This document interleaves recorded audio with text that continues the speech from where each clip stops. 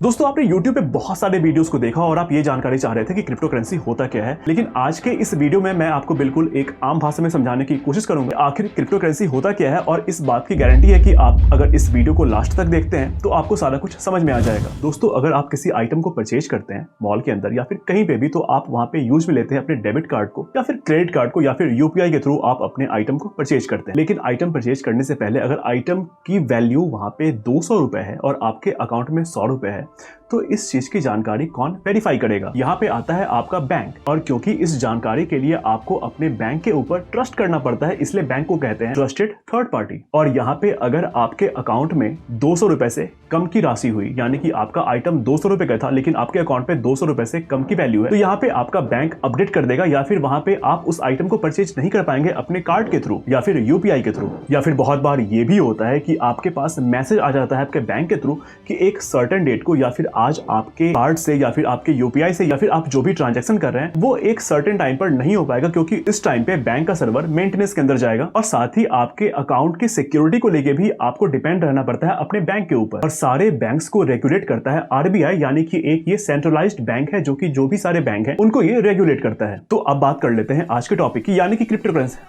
तो अब बात कर लेते हैं आज के टॉपिक की, यानी कि क्रिप्टो करेंसी की। मैं यहाँ पे बिटकॉइन, इथेरियम या फिर डॉगी कॉइन की बात नहीं कर रहा, क्योंकि ये सारा नाम जो है वो क्रिप्टो करेंसी के अंदर ही आता है। सबसे पहले क्रिप्टो करेंसी डिसेंट्रलाइज्ड होता है, यानी कि आपका बैंक जो चेक करता है कि आपके अकाउंट में कितना अमाउंट है, इसके लिए एक सेंट्रल कंप्यूटर होता है, एक सर्वर होता है। लेकिन आपको क्रिप्टो करेंसी के लिए ऐसा कुछ नहीं होता है, क्योंकि एक डिसेंट्रलाइज्ड डिजिटल करेंसी है। और यहाँ पे बैंक की तरह कोई एक सिंगल ऑडिटर नहीं है, यहाँ पे एक होता है डिस्ट्रीब्यूटेड नेटवर्क, और जिसके के अंदर आते हैं हजारों कंप्यूटर्स। अब फिर से आते हैं उसी एग्जांपल पे कि आप कहीं पे कुछ परचेज कर रहे थे जहाँ पे कि आप यूज कर रहे थे डेबिट कार्ड या फिर यूपीआई, लेकिन यहाँ पे आप अब यूज कर रहे हैं यहाँ पे बिटकॉइन या फिर कोई भी क्रिप्टो करेंसी। तो आपने जैसे ही यहाँ पे वही 200 रुपए का आइटम परचेज करने का सोचा और आपके अकाउंट में 200 रुपए से कम की राशि है, तो इसे चेक कौन करेगा? तो यहाँ पे काम में आता है एक डिस्ट्रीब्यूटेड नेटवर्क, जहाँ पे कि हजारों कंप्यूटर है, जैसा कि मैंने आपको बताया। तो आपकी जानकारी वेरीफाई करने के लिए यहाँ पे जो भी नोट्स हैं, यानी कि जो भी कंप्यूटर्स हैं, उन सबके पास ये जानकारी जाती है कि आप इतने रुपए किसी एक जगह पे भेजना चाह रहे हैं। और अब इस ट्रांजैक्शन को वेरीफाई करने के लिए जो भी नोट्स हैं, यानी कि जो भी कंप्यूटर्स हैं, वो लग जाते हैं इसे वेरीफाई करने के लिए। और यहाँ पे बहुत ही तगड़े वाले कंप्यूटर्स होते हैं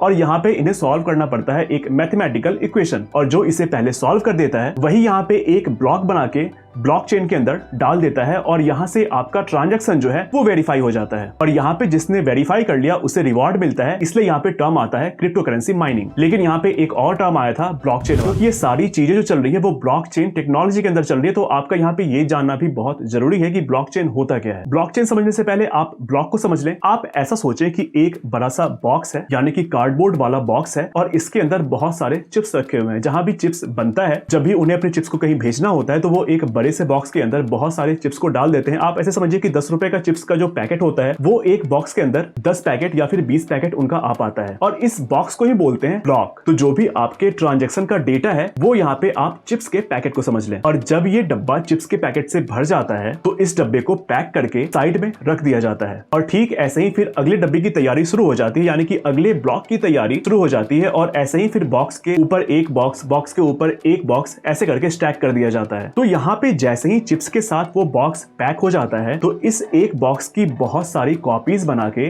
इस डिस्ट्रीब्यूटेड नेटवर्क के अंदर भेज दी जाती है। जैसा कि मैंने आपको बताया था कि एक डिस्ट्रीब्यूटेड नेटवर्क है जहां पे कि बहुत सारे कंप्यूटर्स होते हैं, तो उन सारे कंप्यूटर्स के अंदर ये वाला डब्बा जो है चिप्स का डब्बा वो भेज दिया जाता है। और साथ ही यहाँ पे आपको 3 चीज की जानकारी होनी चाहिए। पहला तो बॉक्स के अंदर चिप्स यानी कि आपका डेटा था, और बॉक्स के ऊपर 2 चीज और मेंशन रहता है। पहला तो बॉक्स के ऊपर एक कोड रहता है जिसे कि हैश बोलते हैं, और जब भी आप चिप्स के साथ कुछ छेड़छाड़ करते हैं बॉक्स को खोल के, तो यहाँ पे आपका हैश जो है, यानी कि यहाँ पे जो आपका कोड है वो भी यहाँ पे चेंज हो जाता है। सबसे पहली बात कि डब्बे को खोल के चिप्स के साथ टेम्पर करना या चिप्स को निकालना, यानी कि यहाँ पे डेटा के साथ छेड़छाड़ करना बहुत आसान होता नहीं है। और अगर आपने कर भी दिया तो यहाँ पे जो कोड है उस बॉक्स का वो चेंज हो जाएगा। साथ ही हर डब्बे पे उसका खुद का एक कोड और साथ में उसके पहले वाले डब्बे का जो एक कोड था वो भी मेंशन होता है, जैसे कि आप आप प्रीवियस हैश बोलते हैं, यानी कि आपके बॉक्स का कोड तो आपके ऊपर रहता ही है, लेकिन आपके पहले का जो बॉक्स बन चुका है उसकी जानकारी भी उस बॉक्स के अंदर मेंशन होती है। और ठीक यही सिलसिला चलता रहता है, इसलिए यहाँ पे बोलते हैं ब्लॉकचेन। एक ब्लॉक यानी कि एक बॉक्स आपने बनाया और इसके बाद मल्टीपल बॉक्सेस बनते चले जाते हैं, मल्टीपल ब्लॉक्स बनते चले जाते हैं, इसलिए यहाँ पे बोलते हैं ब्लॉकचेन। तो जैसे ही आपने डेटा के साथ